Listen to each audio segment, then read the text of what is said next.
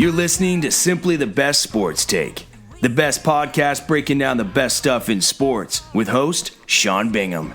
His takes are so good, he dropped the mic, but then you wouldn't be able to hear him, and that would suck. Welcome into STB Sports Take, Simply the Best Sports Podcast. I am your host, Sean Bingham. Thank you for being here. We are on YouTube, Spotify, Apple Podcasts, Google Podcasts, Anchor Podcasts.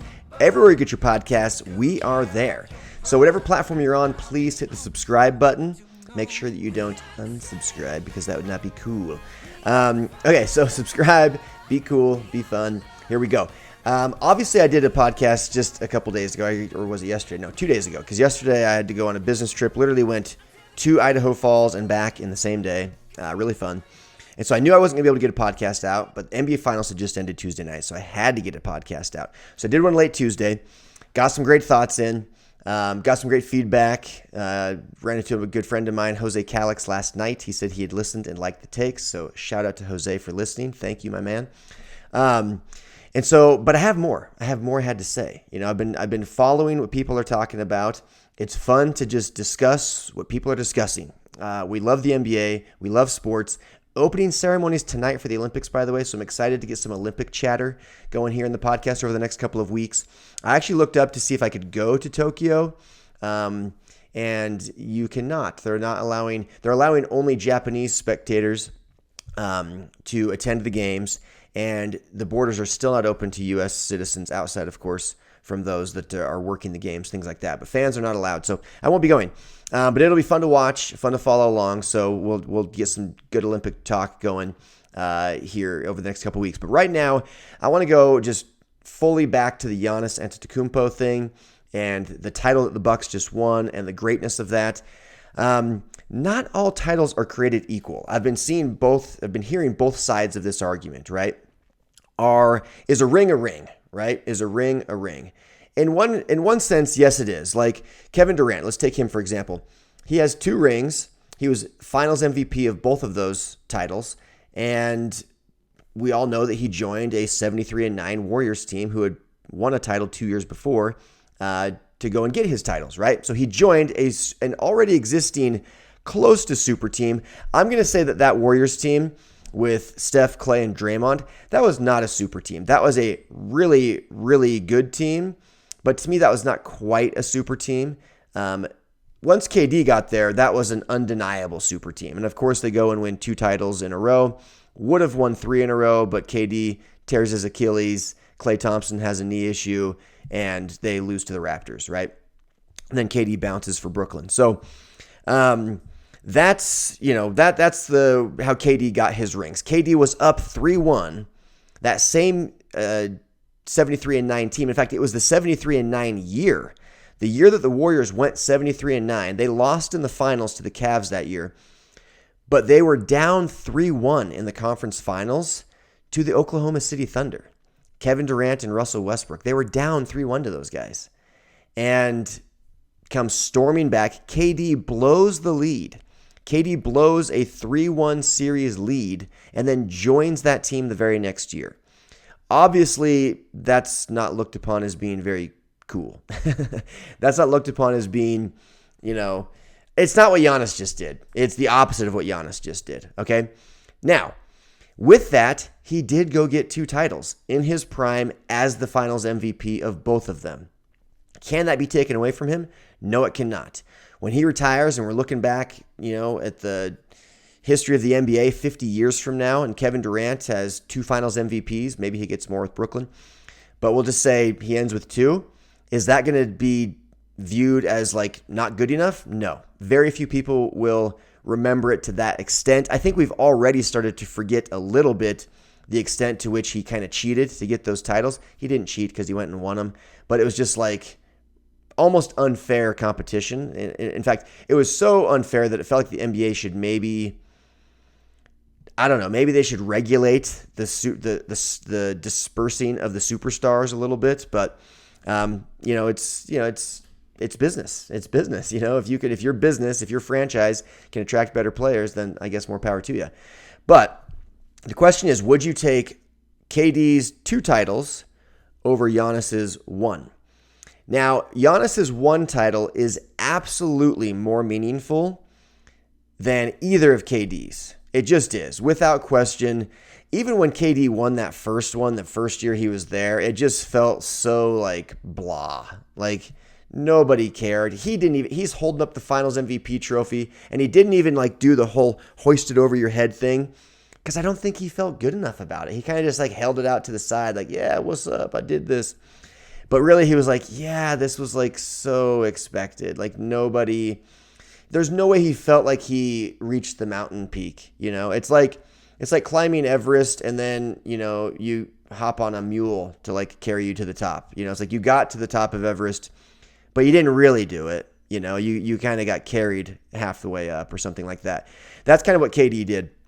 So Giannis, on the other hand, was drafted by Milwaukee. It's a small market team. He's stuck with Milwaukee year after year after year. Chris Middleton's been his teammate the whole time.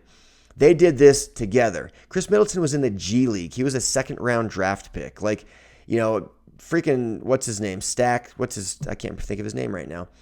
But Stacks. He's on like ESPN, right? Why am I spacing his name right now? It's because his Instagram is Stacks and it's like bugging me. Anyway, he's up there saying, oh, the Bucks are a super team. You've got Middleton, who's a great closer. Giannis is one of the most dominant players I've seen in a long time, and Drew Holiday's a top defender.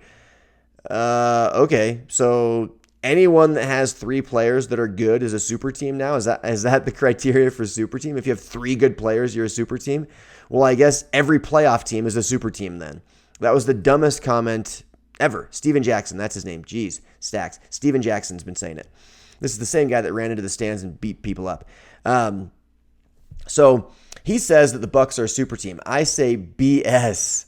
Absolute and total BS. A super team is Ray Allen, Paul Pierce, Kevin Garnett in their primes. That's a super team. A super team is LeBron James, Dwayne Wade, Chris Bosh in their primes. A super team is LeBron James, Kyrie Irving, Kevin Love in their primes.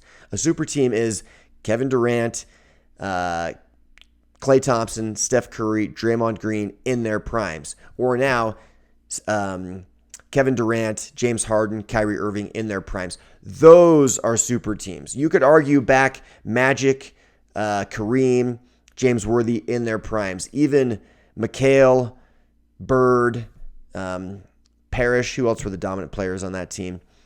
Those could be considered super teams, right?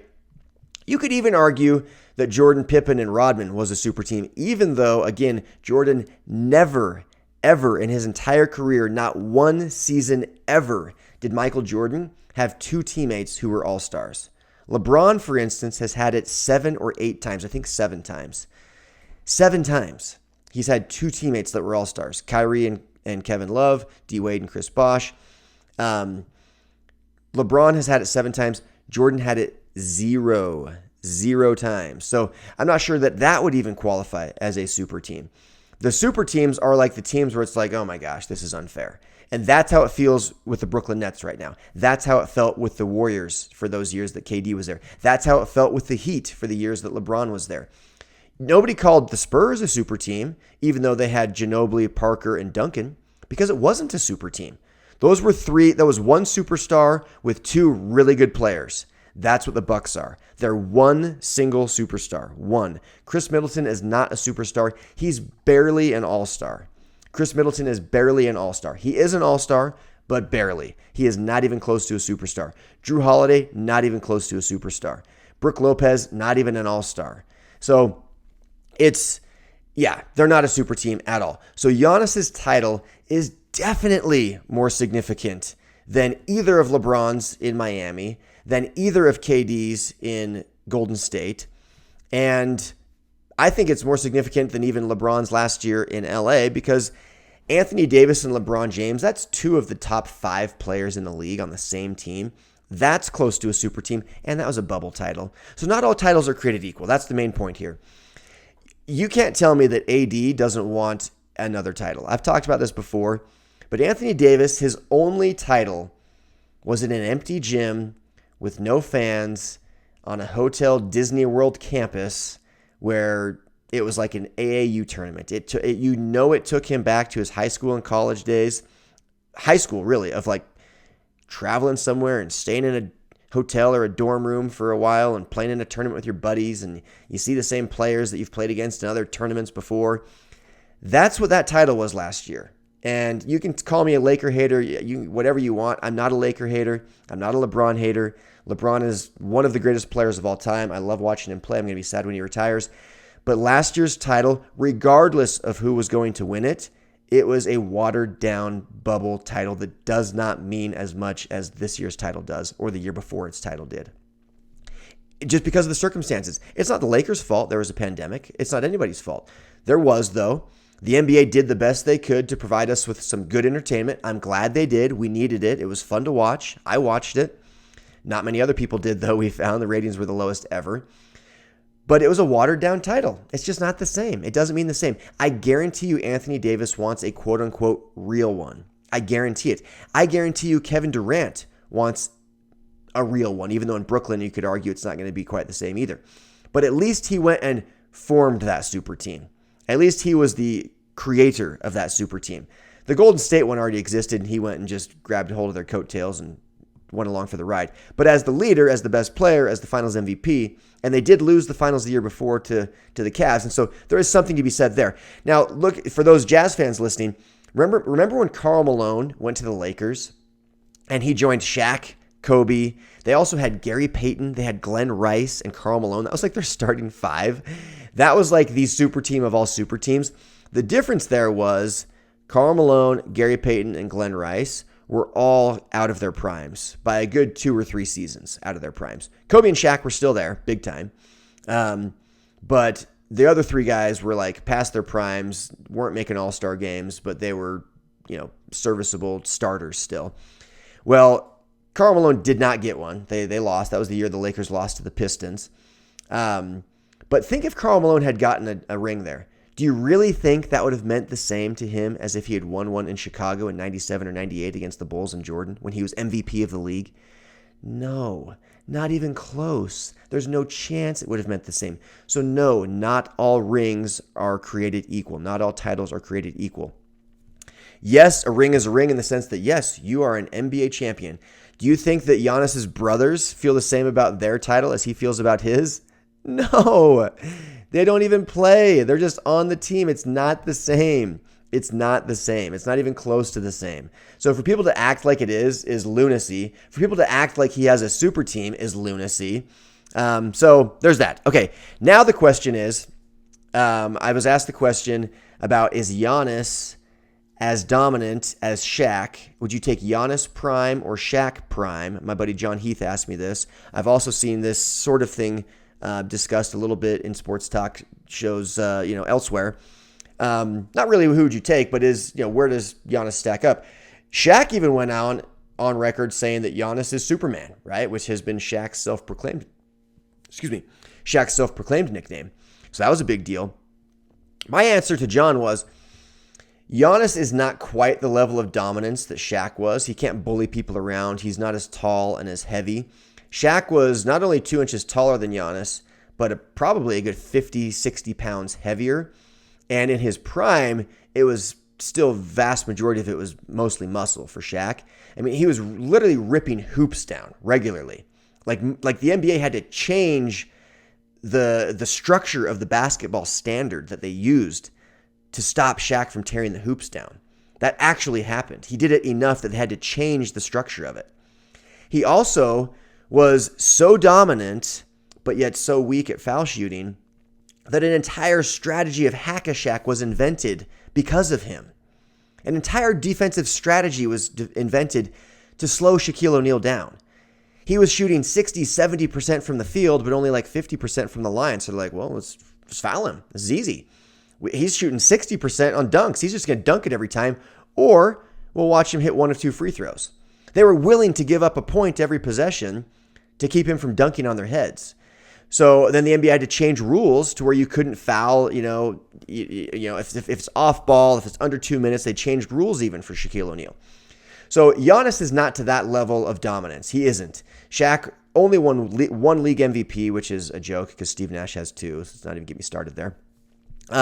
Steve Nash has 2. Kobe and Shaq have 1 each. Dwayne Wade has 0. So you're telling me Dwayne Wade, Shaquille O'Neal, and Kobe Bryant combined for 2 MVPs, and Steve Nash himself has 2 MVPs.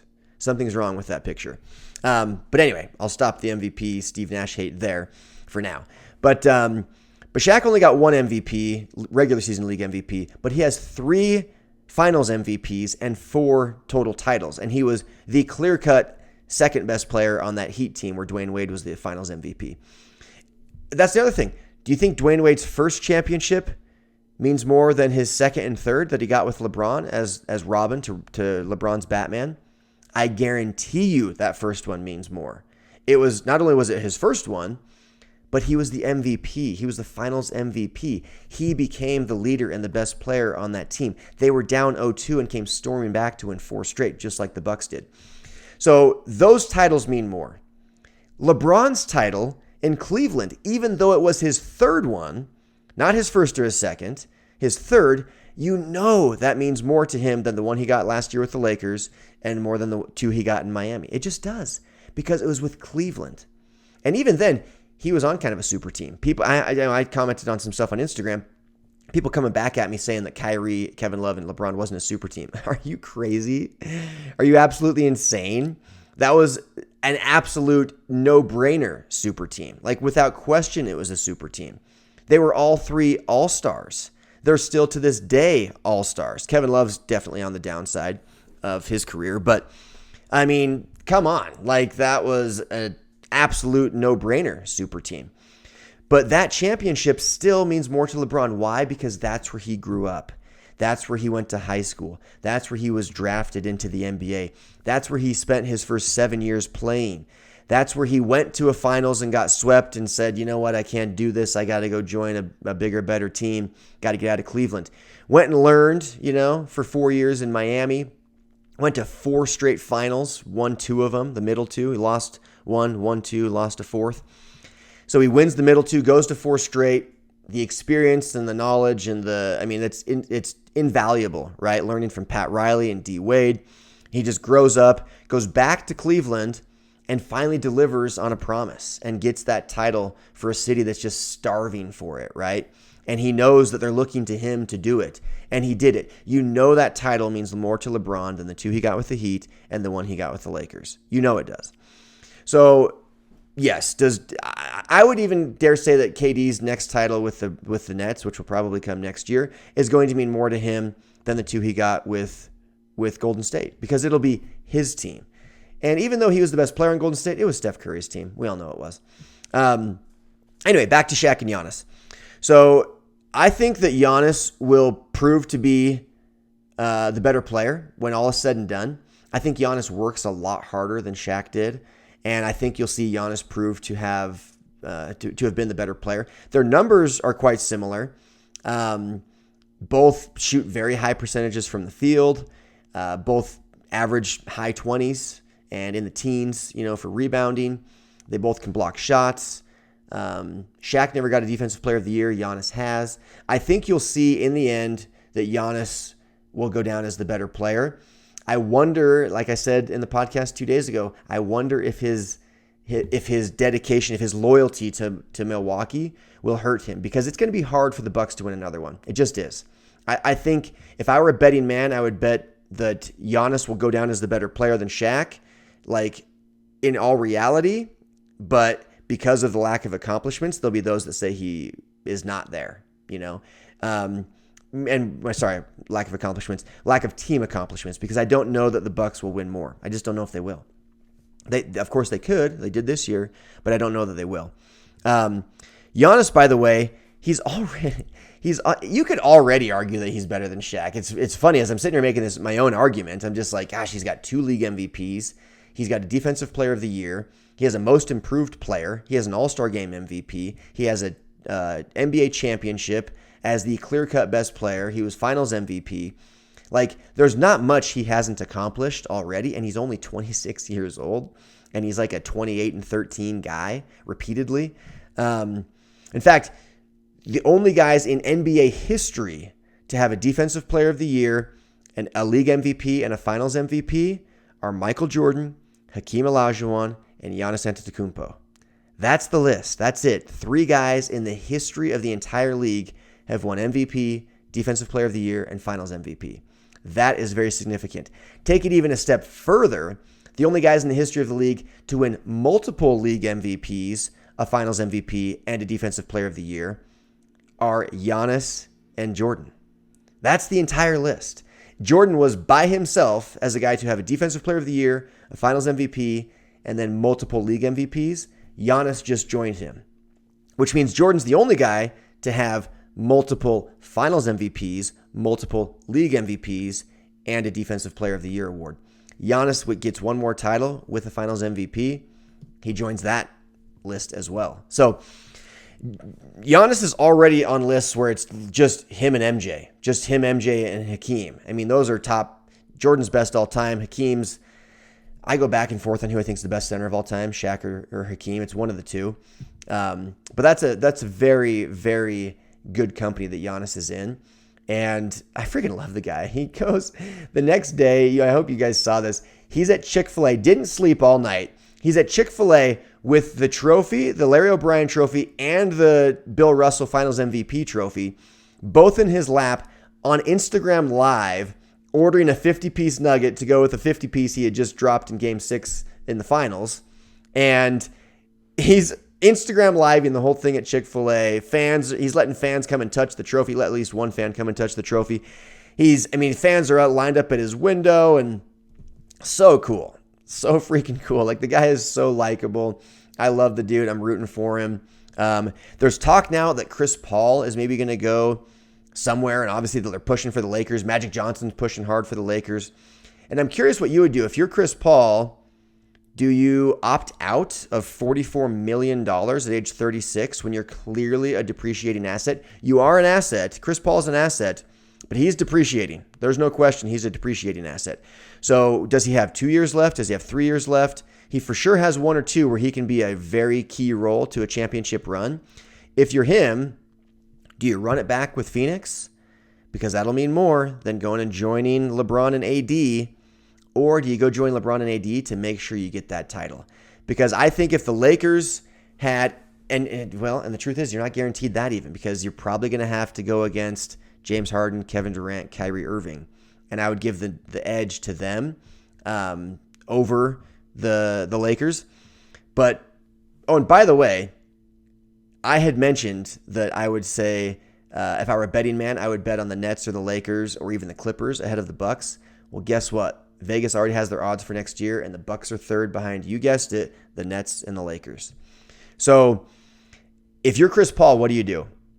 Do you go to the more sure bet of the Lakers, where your ring's definitely going to be looked upon as more of a kind of ring than if you stay? Because if you'd gotten one with Phoenix this year, that would have been so sick. He takes a team that never been to the playoffs and takes them to a championship. How sick would that have been? He still took a team that had never been to the playoffs and took them to the finals.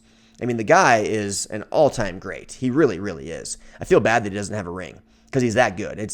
He really is in that group with John Stockton, Karl Malone, Charles Barkley, Patrick Ewing. I would say he has surpassed Reggie Miller, but Reggie Miller's kind of in that group of like great players to never win a title. But there's just these, those guys I mentioned, Stockton, Malone, Barkley, and Ewing, they're like at the top of my list of like, I can't believe that guy never won a ring. I can't believe he's so freaking good. How did he never win a ring?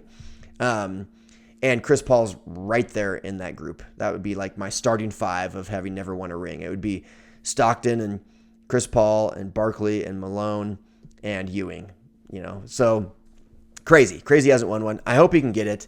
But if you're him, do you stay in Phoenix and take the $44 million? Or do you opt out and take way less per year, probably down to like 20-something million per year, but get a 3-year deal to get $60 million over the next 3 years and a chance at a ring with Los Angeles in LeBron's waning years? Is AD going to stay healthy? Is LeBron going to stay healthy? Are you going to stay healthy? Are the Nets going to beat you anyway? You're going to lose in the finals again? Those are the things that are going through Chris Paul's mind. I guarantee it. Will the ring mean as much there as it would if you ran it back with the Suns? Do you believe in Monty Williams? Do you believe in DeAndre Ayton and Devin Booker? These are the things he's got to consider. I think personally it'd be cool to see him stay in Phoenix and try and run it back. I don't think they would run it back. but I think that he should try. But I won't fault him if he goes to LA, because LA just got bounced in the first round by Phoenix. He just beat them in the first round. So if he goes and joins them, he just beat them. It's different than KD going and joining the team that beat him. Chris Paul just bounced the Lakers out of the first round in this year's playoffs. The Lakers got a bubble title, and other than that, they couldn't even make the playoffs before that, and then they lost in the first round this year. So they're not any sort of dynasty over there, right? They've got two great superstars, one of which is aging and has dealt with injuries each of the last 2 seasons that he never dealt with before. The other one is in his prime, but is injury prone. So it would still be a meaningful ring. He would be the 3rd best player on that team, and the 3rd most important. Whereas on this Suns team, he was the 2nd best, but the most important. So interesting thing there. Guys, that's all the time I have for today. This was a fun podcast. I literally had 0 notes. I just sat and talked about basketball, and I loved it. So you guys are amazing. Please subscribe. I will see you next time. I am out. Peace. Thanks for hanging with Simply the Best Sports Take. Don't forget to subscribe to this podcast and check out stbsportstake.com. Simply the best in sports.